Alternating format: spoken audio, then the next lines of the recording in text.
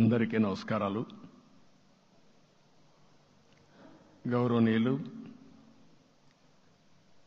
జనసేన అధ్యక్షులు మిత్రులు పవన్ కళ్యాణ్ గారు,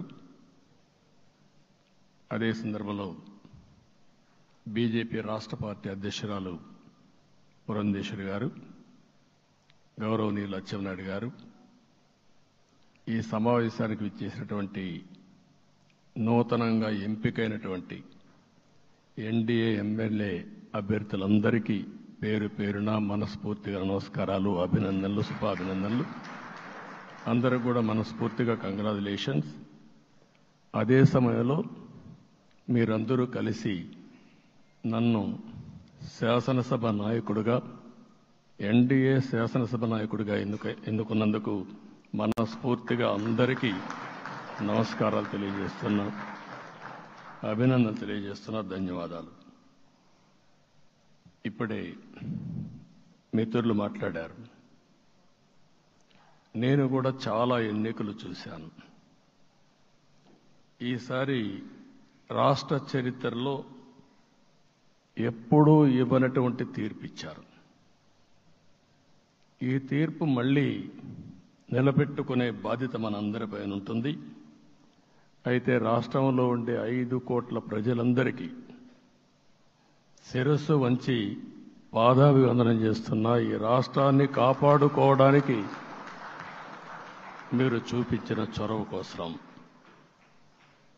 అందరం కూడా ఒకటి క్యాంపెయిన్ చేశాం. ప్రజలు గెలవాలి, రాష్ట్రం నిలబడాలి. ప్రజలు గెలిచారు. రాష్ట్రాన్ని నిలబెట్టే బాధ్యత ఇక్కడుండే శాసనసభ్యులపైన, మనందరిపైన ఉంది. ఈ విషయం మనం గుర్తుపెట్టుకోవాల్సిన అవసరం ఉంది. ఒక అరాచక పాలన, ఒక విధ్వంసకర పాలన. మామూలుగా ఇది చూస్తే ఈ కూటమి ఏర్పాటు చేసినప్పుడు కూడా నేను ఎప్పుడూ మర్చిపోలేను. ఇప్పుడే పురంధేశ్వరి గారు చెప్పారు, పవన్ కళ్యాణ్ గారు చెప్పారు. 3 పార్టీలు కూడా ఒక అత్యున్నతమైన ఆశయాల కోసం పార్టీలు పెట్టినప్పటికీ ఈరోజు కలయిక కూడా మీరు చూస్తే, ఈ కలయికని చాలా ఎన్నికలు చూశాను కానీ నా చరిత్రలో ఎన్నికలు అయిన తర్వాత కంప్లైంట్స్ ఉండేటివి. ఇక్కడ పలానోళ్ళు సరిగా పనిచేయలేదు, ఇక్కడ ఈ నాయకులు కోఆపరేట్ చేయలేదని. నేను చూసిన మొట్టమొదటి ఎన్నిక, ఈసారి ఎన్నికల్లో మాత్రం 100కి 100% 3 పార్టీల నాయకులు, కార్యకర్తలు సమిష్టిగా పనిచేశారు. దానికి కారణం మనం ఒకసారి అన్వేషిస్తే, ప్రజలు మనోభావాలకు అనుగుణంగా మన కార్యకర్తలు కూడా ప్రవర్తించే పరిస్థితికి వచ్చారు. రాష్ట్రంలో ఉండే ప్రతి ఒక్క కార్యకర్తని, 3 పార్టీల తరపున ఉండే ప్రతి ఒక్క కార్యకర్తని, నాయకుడిని మనస్ఫూర్తిగా అభినందిస్తున్నా, ధన్యవాదాలు తెలియజేస్తున్నా, కృతజ్ఞతలు తెలియజేస్తున్నా. మేము చాలా వేవ్స్ చూశాం. 94లో 1 సైడ్ ఎన్నికలు జరిగాయి. అప్పుడు కూడా ఇన్ని సీట్లు రాలా, ఇన్ని ఓట్లు రాలా. ఈరోజు మనం చూస్తే 175 సీట్లకు గాను 164 సీట్లు గెలిచాం. అంటే 11 సీట్లే ఓడిపోయాం. అంటే స్ట్రైకింగ్ రేట్ 93%. అంటే మామూలుగా 93% రావడం అనేది దేశ చరిత్రలోనే అరుదైన అనుభవం ఇది. అలాంటి అనుభవం ఇక్కడ చూపించారు. ఓటింగ్ కూడా 57% ఓట్లు వేశారు. మనకు 50% ఓట్లు ఇస్తే ఎక్కువ అనుకుంటాం. అలాంటిది 57% ఆవరేజ్గా ఈ రాష్ట్ర ప్రజానీకం మనల్ని ఆశీర్వదించారంటే మనలో ఎంత బాధ్యత పెరిగిందో మనం ఒక్కసారి గుర్తుపెట్టుకోవాల్సిన అవసరం ఉంది. జిల్లాల వారీగా, పార్లమెంట్ల వారీగా విశ్లేషిస్తే శ్రీకాకుళం క్లీన్ స్వీప్, 7కు 7 గెలిచాం. విజయనగరం అన్నీ గెలిచాం. అరకు 2-3 ఎన్నికల్లో మనం గెలవకుండా ఈసారి ఎన్డీఏ అభ్యర్థులు చూస్తే 7కు 5 గెలిచాం. మన దురదృష్టం పార్లమెంటు పోయింది. అక్కడి నుంచి వైజాగ్ 7కు 7 గెలిచాం. అనకాపల్లి 7కు 7 గెలిచాం. దెన్ తూర్పుగోదావరి, కాకినాడ, అమలాపురం, రాజమండ్రి, నరసాపురం, పక్కన వస్తే ఏలూరు, మచిలీపట్నం, కృష్ణా, గుంటూరు, నరసరావుపేట, బాపట్ల అన్స్టాపబుల్ 7కు 7 గెలిచాం. అక్కడి నుంచి ఒంగోలులో బ్రేక్ పడింది, ఒక 2 సీట్లు పోయినాయి. అక్కడి నుంచి నెల్లూరు 7కు 7 గెలిచాం. తిరుపతి 7కు 7 గెలిచాం. కానీ దురదృష్టం పార్లమెంటు పోగొట్టుకున్నాం. చిత్తూరు ఎప్పుడూ ఇన్ని సీట్లు గెలవాలి, 7కు 7 గెలిచాం. అక్కడి నుంచి రాజంపేటలో 7కు 4 గెలిచాం. 3 సీట్లు పోగొట్టుకున్నాం, పార్లమెంటు పోయింది. అక్కడి నుంచి మీరు చూస్తే చరిత్రలో ఎప్పుడూ గెలవని విధంగా కడపలో 7కు 5 గెలిచాం మనం. ఆ తర్వాత అనంతపురంకి వస్తే క్లీన్ స్వీప్ 7కు 7 గెలిచాం. హిందూపూర్లో 7కు 7 గెలిచాం. నంద్యాల ఎప్పుడూ ఊహించని విధంగా 7కు 7 గెలిచాం. ఆ తర్వాత కర్నూలుకు వస్తే 7కు 5 గెలిచాం. నేను ఈ 11 మందిని కూడా అదే మారిగా జనసేన మిత్రులు పవన్ కళ్యాణ్ గారు 21 సీట్లు తీసుకొని 21 గెలిచాడు.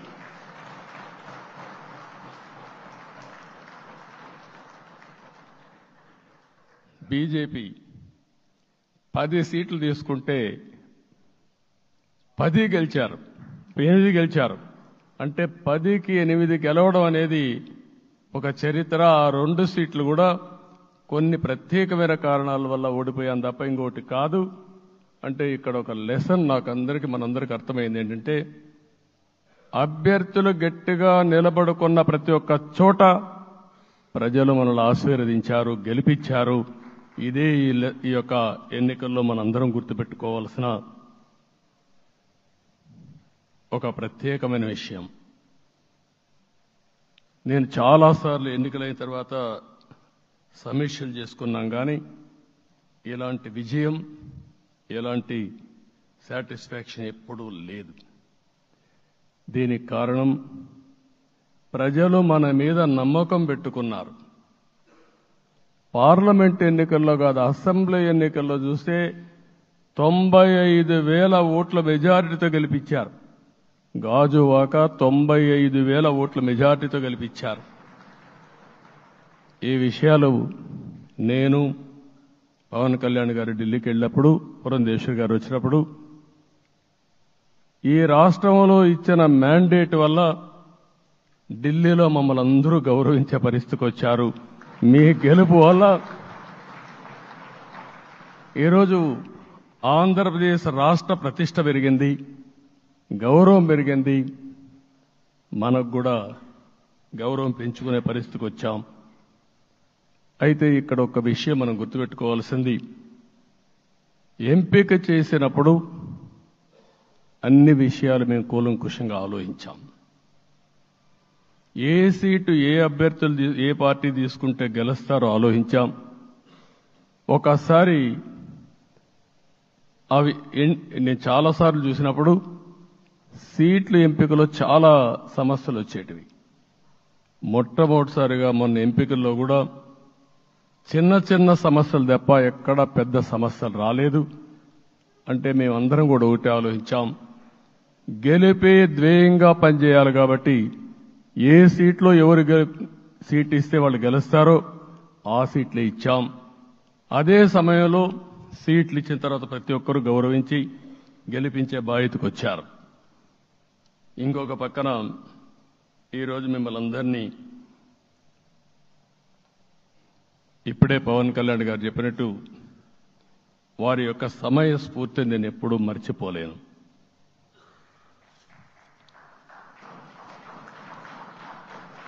మొట్టమొదటిసారిగా నేను జైల్లో ఉన్నప్పుడు వచ్చాడు. వచ్చినప్పుడు నన్ను పరామర్శించాడు. బయట వచ్చి ఈ రాష్ట్రం అంత మునుపు చెప్పినా అంత మునుపు అనేక సందర్భాల్లో ప్రభుత్వ వ్యతిరేక ఓటు చీలకూడదని చెప్పారు. కానీ నన్ను చూసి బయటికి వెళ్ళిన తర్వాత ఈరోజు తెలుగుదేశం జనసేన పొత్తు పెట్టుకుంటున్నామని చెప్పిన మొదటి వ్యక్తి పవన్ కళ్యాణ్ గారు. అప్పటికే బీజేపీతో పొత్తుంది. అయితే ఒక మాట చెప్పాడు, బీజేపీతో పొత్తుంది, బీజేపీ తెలుగుదేశం జనసేన 3 పార్టీలు కలిసి పోటీ చేస్తామని కూడా చెప్పి మళ్ళీ ఆ ప్రయత్నం చేసి కడాన రాష్ట్ర ప్రయోజనాల దృష్ట్యా బీజేపీ తెలుగుదేశం జనసేన పొత్తు పెట్టుకున్నాం. మనస్ఫూర్తిగా ఆయన అభినందిస్తున్నా. ఆ రోజటి నుంచి ఎలాంటి పొరపక్షాలు లేకుండా కలిసి పనిచేశారు. మాకు కొన్ని అనుమానాలు ఉండేటివి. ఓటు ట్రాన్స్ఫర్ అవుతుందా లేదా, ఓటు ట్రాన్స్ఫర్ కాకపోతే ఎక్కడన్నా సీట్లు నష్టపోతామని. అందుకే మీరు ఒకసారి చూస్తే ఎన్నికలు మొత్తం సెట్ అయింది, నామినేషన్స్ వేసాం, ముందుకెళ్ళాం. అదే సమయంలో మొట్టమొదటిసారిగా కొవ్వూరులో 3 పార్టీల నాయకులు కలిసి, నేను, పవన్ కళ్యాణ్ గారు, పురంధేశ్వరి గారు, ముగ్గురం కలిసి ఫస్ట్ మీటింగ్ అడ్రస్ చేశాం. అక్కడి నుంచి 6 జిల్లాల్లో మేమిద్దరం కలిసి తిరిగాం. బీజేపీ నాయకులు కలిసి వచ్చారు. ఆ తర్వాత మొట్టమొదటిసారిగా అమిత్ షా గారు ఏదైతే అనంతపూర్లో ధర్మవరం కాన్స్టిట్యున్సీకి వచ్చారు. నేను మొన్న నేషనల్ మీటింగ్లో కూడా చెప్పాను. ఆయన వచ్చినప్పుడు చాలా స్పష్టంగా ఎందుకు మేము పొత్తు పెట్టుకున్నామనే విషయాలు చెప్తూ ఈ ప్రభుత్వ అవినీతిని ఎండగట్టారు, సూటిగా మాట్లాడారు. ఆ ఒక్క మీటింగ్తో రాష్ట్రం మొత్తం ఒక నమ్మకం వచ్చింది. బీజేపీ కూడా పూర్తిగా ఈ కూటమిని సపోర్ట్ చేస్తున్నారనే కాకుండా ఈ రాష్ట్రానికి ఏ అవసరం ఉందో చెప్పగలిగారు. అది అయిన తర్వాత ప్రధానమంత్రి గారు వచ్చారు. మొట్టమొదటి మీటింగ్ మీరు చూస్తే ఇక్కడనే రాజమండ్రిలో పెట్టారు. రాజమండ్రిలో స్పష్టత ఇచ్చారు. దేని అనకాపల్లిలో స్పష్టత ఇచ్చారు. తర్వాత రాజంపేటలో మాట్లాడుతూ చాలా క్లియర్గా చెప్పారు. ఇదే విజయవాడకు వచ్చినప్పుడు రోడ్ షో పెడితే నా జీవితంలో ఎప్పుడూ చూడలేదు, ప్రధానమంత్రి గారు కూడా అదే చెప్పారు, బ్రహ్మాండమైన రోడ్ షో విజయవాడలో జరిగిందని ప్రధానమంత్రి గారు కూడా అభినందించే పరిస్థితికి వచ్చారు. ఇవన్నీ కలయికే మన విజయం. ఈ విషయం మనం గుర్తుపెట్టుకోవాల్సిన అవసరం ఉంది. మీరు కష్టపడ్డారు. నేను చాలా ఎన్నికల్లో చూశాను. అందరూ అభ్యర్థులు కూడా ఈ ఎన్నికల్లో కష్టపడిన విధానం కానీ ఇంత కష్టం నేను ఎప్పుడూ చూడలేదు. ఒక్క మాటలో చెప్పాలంటే ప్రతి ఒక్కరూ మనసు పెట్టి పనిచేశారు. అందుకే ఈ గెలుపు వచ్చిందని చెప్పి కూడా నేను మీకు తెలియజేస్తున్నా. మీ అందరి సహకారంతో రేపు ప్రమాణ స్వీకారం చేస్తున్నాను. దానికి మీ అందరికీ ధన్యవాదాలు. రేపు ప్రమాణ స్వీకారానికి నరేంద్ర మోడీ గారు ప్రధానమంత్రిగా వారు వస్తున్నారు. అదే మరిగా ఎన్డీఏ నాయకులు వస్తున్నారు. ఇది ఒక అరుదైన అనుభవం. అంటే నేను 4వసారి ముఖ్యమంత్రిగా ప్రమాణ స్వీకారం చేస్తున్నాను కానీ ఈసారి దీనికి ఉండే ప్రాధాన్యత, ప్రజలు మన మీద పెట్టుకున్న నమ్మకం, నష్టపోయారు, ఇబ్బందులు పడ్డారు, మన మీద హోప్ పెట్టుకున్నారు.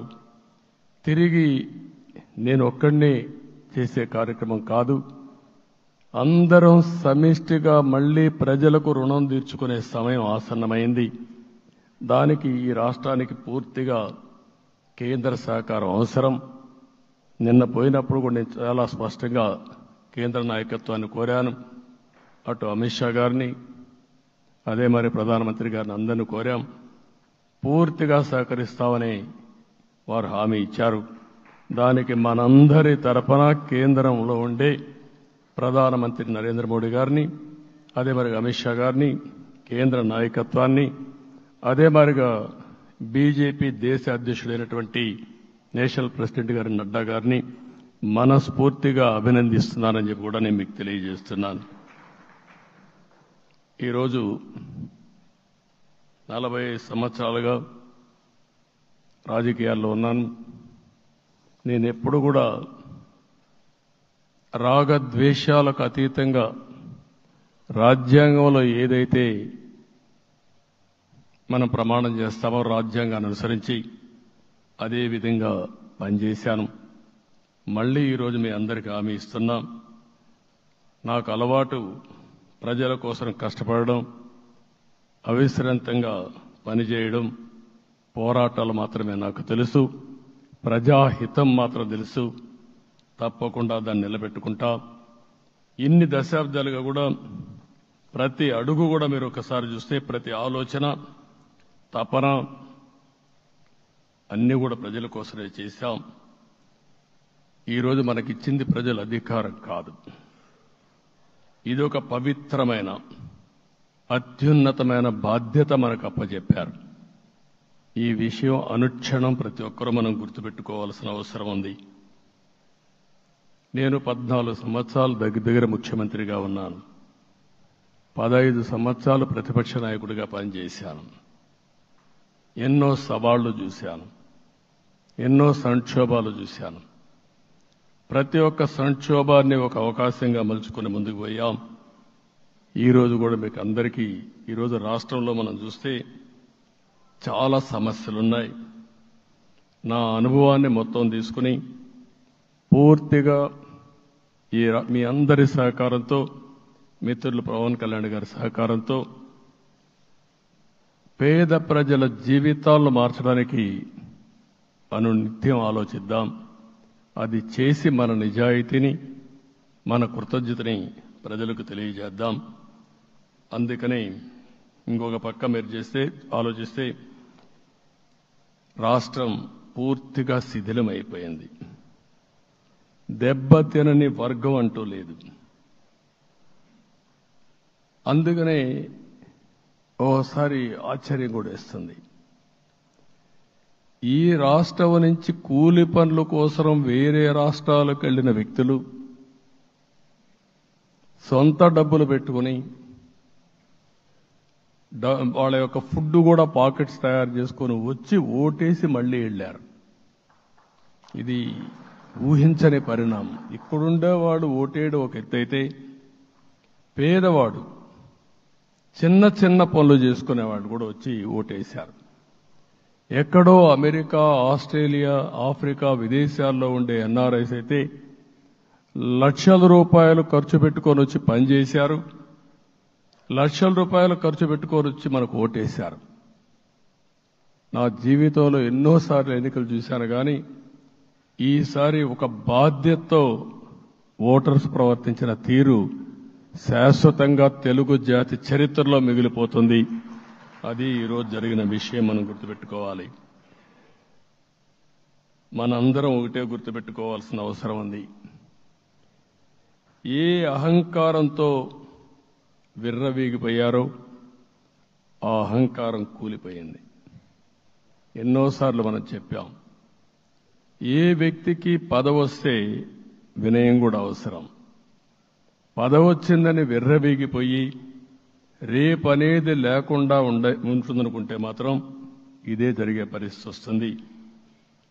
అయితే మీ అందరినీ నేను కోరేది ఒకటే, ఇవన్నీ ఒక కేస్ స్టడీగా మీరందరం స్టడీ చేసుకోవాల్సిన అవసరం ఉంది.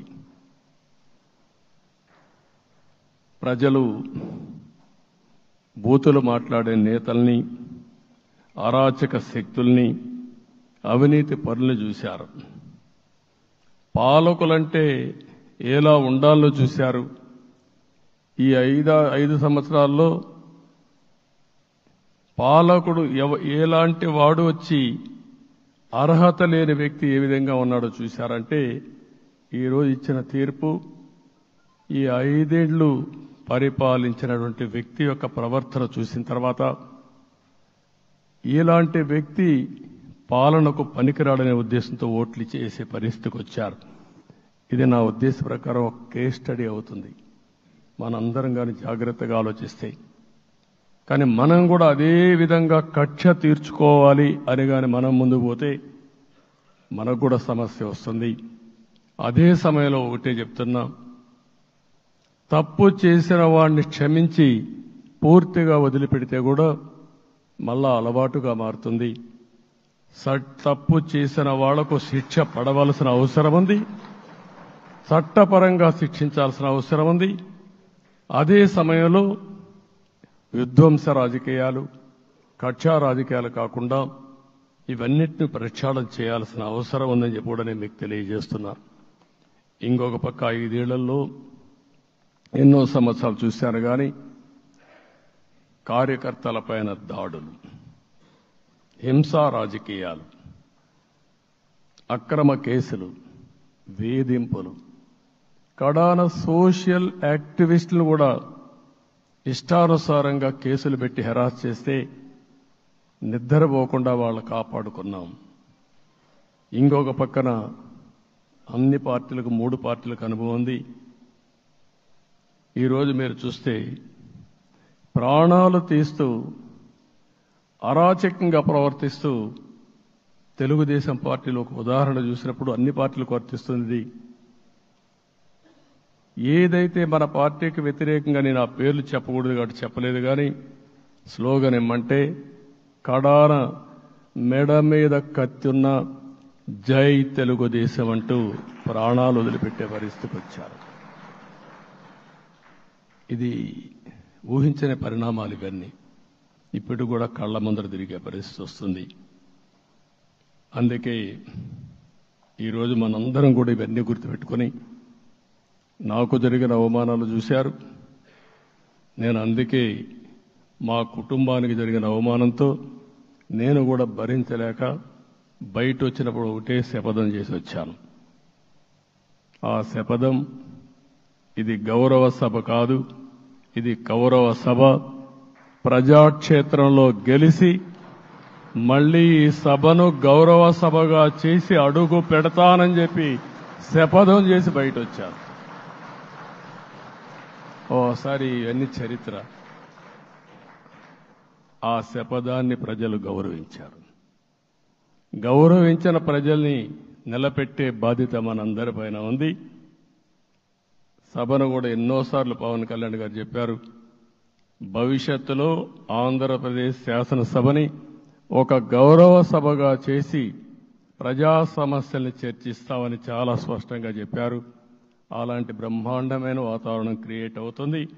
దానికి ఒక శాసనసభాపక్ష నాయకుడిగా నేను హామీ ఇస్తున్నా.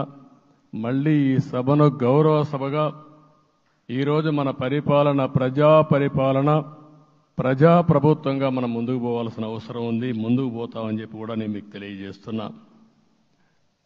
ఇంకా కిందికి డెప్త్కి వెళ్తే గవర్నమెంట్లో ఏముందో ఇప్పటికి తెలియదు, ఎంత అప్పు ఉందో తెలియదు, ఎక్కడెక్కడ తెచ్చారో తెలియదు.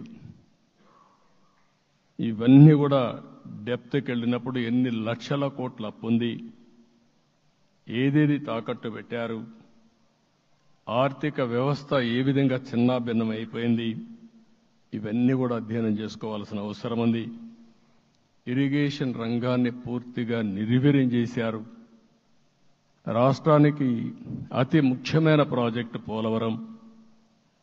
కేంద్రం క్లియర్గా పోలవరానికి సహకరించారు. నాకు ఇప్పుడు కూడా జ్ఞాపకం ఉంది, 2014 కంటే ముందు నేను ముఖ్యమంత్రి అయ్యాను, ఎంపికయ్యాను, ఢిల్లీకి వెళ్ళాను, ఢిల్లీకి వెళ్ళినప్పుడు 7 మండలాలు తెలంగాణలో ఉన్నాయి. పోలవరం ముంపుకు గురి అయ్యే 7 మండలాలు తెలంగాణలో ఉన్నాయి. ఆ 7 మండలాలు అక్కడుంటే జూన్ 2వ తారీఖున నోటిఫికేషన్ వస్తే ఆ తర్వాత తెలంగాణ అనుమతి ఉంటే తప్ప, పునరావాసానికి ఒప్పుకుంటే తప్ప మనం పోలవరం కట్టే పరిస్థితి లేదు. ఆ రోజు రాజ్నాథ్ సింగ్ గారు పార్టీ అధ్యక్షుడు. అదే మాదిరిగా ఆ రోజు వెంకయ్యనాయుడు గారు కూడా యాక్టివ్గా ఉన్నారు. నేను ఒకటే కోరాను, ప్రజలు నన్ను ఎంపిక చేసుకున్నారు, ఇక్కడ మనం ఎన్డీఏ వచ్చింది, ఈ ప్రాజెక్టు పూర్తి కావాలంటే ఆ 7 మండలాలు ఆంధ్రప్రదేశ్ రాష్ట్రానికి ఇస్తే తప్ప పూర్తి కాదు. మీరు 7 మండలాలు ఇవ్వకపోతే నేను ప్రమాణ స్వీకారం చేయను, నాకు ఈ పదవి వద్దని ఆ రోజు చాలా స్పష్టంగా చెప్పాను. ఇది ఎప్పుడు కూడా చరిత్రలో ఎప్పుడు జరగని విషయం. ఆ రోజు ప్రధానమంత్రి గారు నరేంద్ర మోడీ గారు ఇవన్నీ ఆలోచించి ఫస్ట్ క్యాబినెట్ మీటింగ్లో పెట్టి ఒక ఆర్డినెన్స్ ఇచ్చి ఆ 7 మండలాలు ఆంధ్రప్రదేశ్కి ఇచ్చి తర్వాత పార్లమెంట్ సమావేశాలు పెట్టుకున్నారంటే అది ఒక చరిత్ర. అంటే ఆ రోజు కానీ కేంద్రంగాన 7 మండలాలు ఇవ్వకపోయుంటే పోలవరం ప్రాజెక్టు ప్రారంభమయ్యేది కాదు. అన్ని కష్టాలు పడి మళ్లీ డబ్బులన్నీ కోర్టులో ఉండే కేసులన్నీ విత్డ్రా చేయించి అన్నీ చేయించాం. 72% పనులు పూర్తి చేశాం. ఈరోజు మళ్లీ మొదటికొచ్చింది. డయాఫామ్ వాల్ పూర్తిగా కొట్టుకోబోయే పరిస్థితికి వచ్చింది, డ్యామేజ్కి అయ్యే పరిస్థితి వచ్చింది, ఎక్కడుందో తెలియని పరిస్థితి. మళ్లీ కేంద్ర సహకారంతో రాష్ట్రానికి అతి ముఖ్యమైన ప్రాజెక్టు పోలవరం, దీన్ని పూర్తి చేసే బాధ్యత, దీన్ని పూర్తి చేసి నదుల అనుసంధానం చేసి మన అందరం ప్రతి ఒక్క ఎకరాకు నీళ్లు ఇవ్వగలిగితే దానికంటే బ్రహ్మాండమైన కార్యక్రమం ఏమీ ఉండదు. వ్యవసాయ రంగం స్టెబిలైజ్ అవుతుంది. ఇది సాధించడానికి అన్ని విధాలా కష్టపడతామని చెప్పి కూడా నేను మీకు తెలియజేస్తున్నాను. ఇంకొక పక్క వ్యవసాయ రంగం పూర్తిగా సంక్షోభంలో పడిపోయింది. రైతులు అప్పుల పాలయ్యారు. 5 ఏళ్లలో 9 సార్లు కరెంటు ఛార్జీలు పెంచారు. ఈ విధంగా ఇవన్నీ కూడా ఇంకొక పక్క మీరు చూస్తే అమరావతి 10 సంవత్సరాల తర్వాత మన రాజధాని ఏదంటే చెప్పుకోలేని పరిస్థితి. ఇప్పటికి కూడా మనకు గుర్తొచ్చేది ప్రజావేదిక విధ్వంసం. అలాంటి దుర్మార్గమైన కార్యక్రమాలు జరిగాయి. ఇవన్నీ కూడా గుర్తు చేసుకుంటూనే కక్షపూరిత రాజకీయాలు కాకుండా కన్స్ట్రక్టివ్ పాలిటిక్స్కి మనం ముందుకు పోవాల్సిన అవసరం ఉంది. అందుకే ఈరోజు నేను ఒకటే మీ అందరికీ హామీ ఇస్తున్న, మీ ద్వారా ప్రజలందరికీ, మనది ప్రజాప్రభుత్వం. ఇకపైన మన ప్రభుత్వంలో ప్రజావేదికల కూల్చివేతలుండవు. 3 రాజధానులంటూ రాష్ట్ర భవిష్యత్తు ఆటలాడే పరిస్థితి ఉండదు. మన రాజధాని అమరావతి, అమరావతి రాజధాని. విశాఖపట్నం ఆర్థిక రాజధానిగా, ఒక ప్రత్యేకమైన సిటీగా, ఆధునికమైన నగరంగా తయారు చేసుకుందాం. దాన్ని ఎప్పుడు కూడా నేను కంబైన్డ్ ఆంధ్రప్రదేశ్ కూడా గుర్తుపెట్టుకున్నాను. విశాఖపట్నం అటు జనసేనకు, తెలుగుదేశానికి, బీజేపీకి ముగ్గురు కూడా చాలా ముఖ్యమైన నగరం ఇది. ఎందుకు నేను ఈ మాట అంటున్నానంటే, లాస్ట్ ఎలక్షన్లో 2014లో హరిబాబు అక్కడ ఎంపీగా గెలిచారు. తర్వాత విడిపోయిన తర్వాత 2014లో మళ్ళీ మనం పోటీ చేసినప్పుడు చేశాం. 2019లో 4 అసెంబ్లీ సీట్లు గెలిపించిన ఏకైక నగరం విశాఖపట్నం తెలుగుదేశం పార్టీకి. అదే మాదిరిగా ప్రజల్లో గణనీయమైనటువంటి అభిమానం జనసేన అధినేత పవన్ కళ్యాణ్ గారి పైన ఉంది.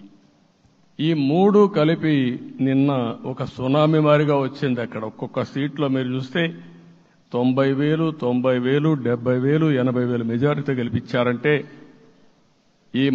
ఆనాటి ముఖ్యమంత్రి విశాఖపట్నాన్ని రాజధానిగా చేస్తాను, ఎన్నికలు అవుతానే అక్కడే ప్రమాణ స్వీకారం చేస్తానంటే నువ్వు రావద్దు అని ప్రజా తీర్పిచ్చిన రాజధాని నగరం విశాఖ నగరం.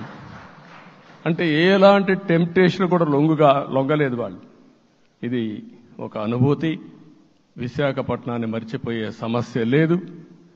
తగిన గుర్తింపు ఇస్తాం, అభివృద్ధి చేస్తాం. ఇంకొక పక్క కర్నూలుని కూడా ఇదే మాదిరిగా చెప్పి కర్నూలుని జ్యుడిషియల్ క్యాపిటల్గా చేస్తామని కడాన ఏమీ చేయకుండా వదిలిపెట్టినటువంటి వ్యక్తి. ఈరోజు మీరు ఒక్కసారి గుర్తుపెట్టుకోవాల్సింది, నేను చాలా ఎన్నికలు చూశాను కానీ రాయలసీమలో వన్ సైడ్ ఎన్నికలు జరిగాయి. బ్రహ్మాండంగా ఓట్లేశారు. ఓట్లేయడమే కాదు, ఊహించినటువంటి మెజార్టీస్ ఇచ్చారు. ఇది నేను కొంచెం భయపడ్డాను బిగినింగ్లో, కానీ ఊపు చూసిన తర్వాత మాత్రం అనిపించింది అందరూ ఎక్స్పెక్ట్ చేశారు రాయలసీమలో కొంచెం ఇబ్బంది ఉంటుందని. అలాంటి రాయలసీమ తిరుగుబాటు చేసే పరిస్థితికి వచ్చింది. దానికి కూడా మన అందరి మీద బాధ్యత ఉంది. కర్నూలుని అన్ని విధాలా అభివృద్ధి చేసే బాధ్యత Telugu Desam party, Janasena, BJP, NDA కూటమి తీసుకుంటామని కూడా హామీ ఇస్తున్నాను. ఈ 3 సిటీలే కాకుండా మొత్తం అన్ని జిల్లాల్ని సమభావంతో ఆలోచించి మనం ముందుకెళ్దాం. ఇంకొక పక్క మనలో ఏ కోశాన కూడా అహంకారం ఉండకూడదు, అరాచకం అనేది ఎక్కడా కనిపించకూడదు. ఈ రాష్ట్రంలో అశాంతికి చోటు అనేది లేకుండా ముందుకు పోవాల్సిన అవసరం ఉంది.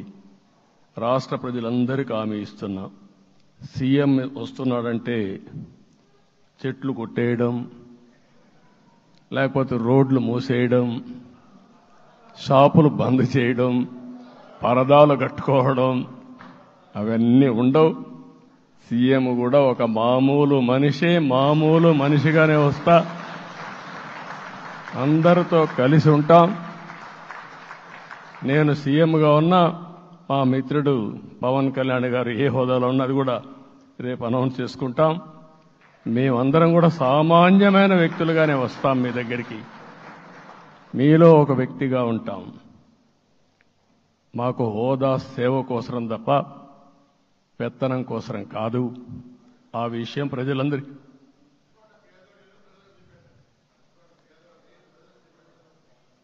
అవన్నీ చేస్తాం. ఇంకొక పక్కన నిన్న మొన్న నేను వస్తానంటా ఉంటే వాళ్ళకు కూడా తెలుసు కాబట్టి ఎన్డీఏ అభ్యర్థిగా అంటే శాసనసభ నాయకుడిగా ఎన్నుకుంటారనే ఉద్దేశంతో, ముఖ్యమంత్రి అవుతాను ఉద్దేశంతో రోడ్లన్నీ కూడా నిలిపేస్తాను. నేను ఒకటే చెప్పాను, మేము వచ్చినప్పుడు ఒక్క నిమిషం ఒక సిగ్నల్కి ఇంకొక సిగ్నల్కి కొద్దిగా గ్యాప్ పెట్టుకోండి. అవసరమైతే ఒక 5 నిమిషాలు లేట్ అయినా మాకు పర్వాలేదు, కానీ ప్రజలు ఎవ్వరికీ ఇన్కన్వీనియన్స్ కలగకూడదని చాలా స్పష్టంగా ఆదేశాలు ఇచ్చాం. కాబట్టి అవన్నీ మనం చేద్దాం. ఇంకొక పక్కన దాడులు చేసి బాధితులపైనే కేసులు పెట్టే పరిస్థితి ఉండదు ఈ రోజు నుంచి. అది కూడా మనం చూశాం. ఏ ఒక్కరి ఆత్మగౌరవానికి భంగం కలగదు. ఒక పాజిటివ్ గవర్నెన్స్ అన్ని చోట్ల కనబడుస్తుంది. ప్రజాహితం కోసమే పనిచేస్తాం. ప్రతి నిర్ణయం, ప్రతి అడుగు ప్రజల కోసమే ఉంటుంది. స్టేట్ ఫస్ట్ అనే నినాదంతో ముందుకు పోతాం. ఈరోజు మేము ముగ్గురం కూడా ఢిల్లీలో వెళ్ళినప్పుడు కూడా మా ఆలోచన ఈ రాష్ట్రం ముందుండాలనే ఉద్దేశంతోనే ముందుకు పోయాం. అదే సమయంలో ఈరోజు మన రాష్ట్రానికి కూడా సముచితమైన గౌరవం. 3 మంత్రులు కేంద్రంలో మన వాళ్ళు ఉండే పరిస్థితికి వచ్చారు. ఒక పక్కన రామ్మోహన్ నాయుడు శ్రీకాకుళం ఎంపీ, ఆయన కేంద్రంలో మంత్రి పదవి, కేబినెట్ పదవి వచ్చింది. ఇంకొక పక్కన పెంబసాని చంద్రశేఖర్కి స్టేట్ మినిస్టర్గా ఎంఓఎస్ కింద ఇచ్చారు. మూడోది కూడా ఒక సామాన్యమైన కార్యకర్త Srinivasa Varma, Narasapur MP, BJP MP, ఈరోజు కేంద్రంలో మంత్రి స్థానం వచ్చింది. ఓసారి బీజేపీలో కూడా ఇది ఒక ప్రత్యేకత.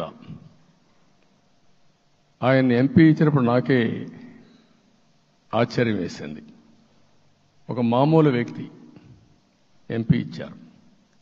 అప్పుడు ఆలోచించినప్పుడు నేను ఫస్ట్ మీటింగ్ పోతే వచ్చాడు.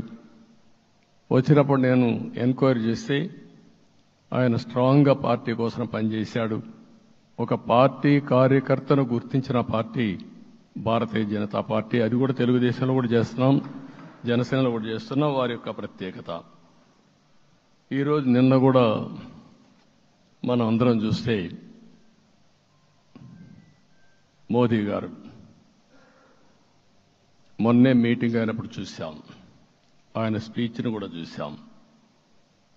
నేను కూడా చాలా స్పష్టంగా చెప్పాను, 10 సంవత్సరాల మోడీ గారి పరిపాలన దేశ ప్రతిష్ట పెంచింది. ప్రపంచంలోనే భారతీయులకు గుర్తింపు వచ్చింది. 11వ స్థానంలో ఉన్న ఆర్థిక వ్యవస్థ ఈరోజు 5వ స్థానానికి తీసుకొచ్చారు. ఇంకొక పక్కన ఎన్డీఏ 3.0 ఈ పరిపాలన 5 ఏళ్లలో 5వ స్థానం నుంచి 3వ ఆర్థిక అతిపెద్ద దేశంగా భారతదేశం ఎమర్జీ కాబోతుంది. ఇది మన దేశానికి గర్వకారణం. ఇంకొక పక్కన ఆయన కల వికసిత్ భారత్ 2047, మనందరి కల వికసిత్ ఆంధ్రప్రదేశ్. ఇది మనందరం ఒక కలగా పెట్టుకొని ముందుకు పోవాల్సిన అవసరం ఉంది. అదే సమయంలో మనందరి ఆలోచన పేదరికం లేని సమాజం, zero poverty nation, zero poverty state, zero poverty నియోజకవర్గం. ఇది ఎన్టీ రామారావు గారి కళ. ఆయన చాలాసార్లు నేను మొన్న కూడా చెప్పాను, ఒకప్పుడు కమ్యూనిజం, క్యాపిటలిజం, సోషలిజం ఇది ఆర్థిక సంస్కరణ రాని ముందు ప్రతి ఒక్కరిని అడిగే విధానం. ఎవరిని అడిగినా మీరు ఏ సైడ్ ఉంటారని అడిగేవాళ్ళు. అలాంటి సమయంలో ఎన్టీ రామారావు గారిని మీరు ఏ ఇజాన్ని నమ్ముతారో చెప్పమంటే, నాకు ఈ ఇజాల గురించి తెలియదు, నాకు తెలిసింది ఒకే ఒక ఇజం, అది హ్యూమనిజం అని చెప్పిన ఏకైక నాయకుడు భారతదేశంలో ఎన్టీ రామారావు గారు.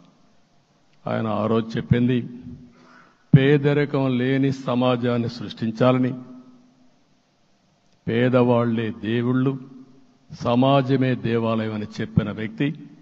ఆ కళని సాధికారం చేద్దాం. అదే నేను నిన్న చెప్పినప్పుడు కూడా ఈ దేశం అభివృద్ధి కావడంలో ఎలాంటి అనుమానం లేదు. కానీ ఆ అభివృద్ధి ఫలితాలు పేదవాళ్లకు తీసుకుపోవడంలో కాన్షియస్ ప్రజా నిర్ణయాలు తీసుకోవాలి, పబ్లిక్ పాలసీ తీసుకోవాలి. దానికి మన రాష్ట్రం నాంది పలికి కేంద్రానికి కూడా ఒక ఆదర్శంగా మనం నిరూపించుకుందాం. దానికి మీరందరూ కూడా మీ స్థాయిల్లో మీరు చేయాల్సిందిగా నేను కోరుకుంటూ ఈరోజు ప్రజలందరికీ విజ్ఞప్తి చేస్తున్నాం. మీరు ఓట్లేశారు, మమ్మల్ని గెలిపించారు, మీరు గెలిచారు, మీ పని అయిపోలేదు. కానీ మమ్మల్ని అనునిత్యం ఆశీర్వదించుతూ నడిపించే బాధ్యత ప్రజల్ని తీసుకోమని పూర్తిగా కోరుకుంటున్నా. ప్రజాస్వామ్యంలో ఎప్పుడు కూడా ఓట్లేసి బాధ్యత లేకుండా ఉండేవాళ్ళు, కావాల్సింది అడిగేవాళ్ళు. నిన్న ఎన్నికల్లో చాలా మందిని చూశాను. ఫస్ట్ టైం పోలింగ్ ప్రారంభం అవుతానే అరాకొర వచ్చేవాళ్ళు. పోలింగ్ స్టేషన్లో కూడా మనుషులు ఉండేవాళ్ళు కాదు. కొంతమంది మధ్య తరగతి అబవ్ ఉండేవాళ్ళైతే ఎప్పుడో మధ్యాహ్నం పైన పోదామని ఇంట్లో లీజర్గా పడుకునేవాళ్ళు. మధ్యాహ్నం పైన కూడా ఖాళీగా ఉంటే వచ్చేవాళ్ళు, ఎండలు ఎక్కువ ఉంటే కొంతమంది అవాయిడ్ చేసేవాళ్ళు. అందుకే మొన్న ఎన్నికల్లో మీరు చూస్తే ఫస్ట్ అవర్లో ప్రతి ఒక్క పోలింగ్ స్టేషన్ ఫుల్గా క్యూలు ఉన్నాయి. ఆ క్యూలు కంటిన్యూ అయింది. మీరు చూస్తే రాత్రి 2 గంటల వరకు క్యూలో నిలబడుకొని ఓట్లు వేశారంటే వాళ్ళ బాధ్యత వాళ్ళు నెరవేర్చారు. దానికి మనం అందరం గుర్తుపెట్టుకొని ఏ విధంగా చేయాలనో మనం కూడా చేయాల్సిన అవసరం ఉంది. ప్రజలందరికీ విజ్ఞప్తి చేస్తున్నా, మమ్మల్ని నడిపించండి. ఎక్కడైనా మేము తప్పు చేస్తే చెప్పే విధానం కూడా ఎస్టాబ్లిష్ చేస్తాం. ఎప్పటికప్పుడు ఫీడ్బ్యాక్ ఇవ్వండి. ఫైనల్గా కలిసి సాగుదాం, రాష్ట్రాన్ని పునర్నిర్మాణం చేద్దాం. నా జీవితంలో నేను చాలా చూశానుగా, నాకు ఒకటే కోరిక, భారతదేశం ప్రపంచ దేశాల్లో నెంబర్ 1 దేశంగా తయారు కావాలి. అవుతుంది, దాంట్లో అనుమానం లేదు. 2047కి ప్రపంచంలో భారతదేశం మొదటి స్థానం. బాగా పనిచేసుకుంటే, లేకపోతే 2వ స్థానంలో మనం ఉంటాం. అదే సమయంలో ప్రపంచం మొత్తం భారతీయులు నెంబర్ 1 స్థానంలో ఉంటారు. అది నరేంద్ర మోడీ గారి కళ. అది డెఫినెట్గా జయప్రదం అవుతుందని నేను ప్రగాఢంగా విశ్వసిస్తున్నా. ఇందులో నా స్వార్థం కూడా ఉంది. తెలుగు జాతి ప్రపంచంలోనే నెంబర్ 1గా ఉండాలనేది మన కోరిక. ఇప్పటికీ మీరు చూస్తే హైయెస్ట్ పర్ క్యాపిటా ఇన్కమ్ ప్రపంచంలో ఏ దేశంలోకి వెళ్ళా భారతీయులు సంపాదిస్తున్నారు. అందులో అగ్రస్థానంలో తెలుగు వాళ్ళు ఉన్నారు. అదే సమయంలో ఈ రాష్ట్రాన్ని నెంబర్ 1గా చేయాలనే సంకల్పం మనందరికీ ఉండాల్సిన అవసరం ఉంది. ఇది అసాధ్యం కాదు. ఈ రోజు ఉండే పరిస్థితిని సవరిస్తూనే మళ్లీ నిర్మాణాత్మకంగా వెళ్తే ఒక నిర్దిష్టమైన సమయం ప్రకారం ఆంధ్రప్రదేశ్ రాష్ట్రాన్ని నెంబర్ 1 చేసుకునే అవకాశం ఉంటుంది. అదే సమయంలో జీరో పావర్టీ. మన ఆలోచనలన్నీ కూడా ఒకటే మీరు ఆలోచించుకోవాలి. ఎవరైతే పేదవాళ్ళు ఉన్నారో, పేదవాళ్ళలో నిరుపేదలు ఉన్నారో దానిపైన దృష్టి పెట్టాలి. దీనికి కూడా ఒక కార్యక్రమాన్ని మనం తీసుకుంటా అని చెప్పి తెలియజేసుకుంటూ, మరొకసారి ఇది ఒక అరుదైన అనుభవం.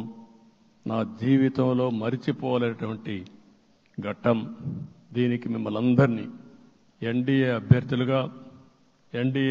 అభ్యర్థిగా ముఖ్యమంత్రిగా నన్ను ఎంపిక చేసిన ఎన్డీఏ ఎమ్మెల్యేలందరినీ పేరు పేరున మనస్ఫూర్తిగా అభినందిస్తూ, మరొకసారి బాధ్యత ఈ రోజు నుంచి ఇంకా ఎక్కువైంది.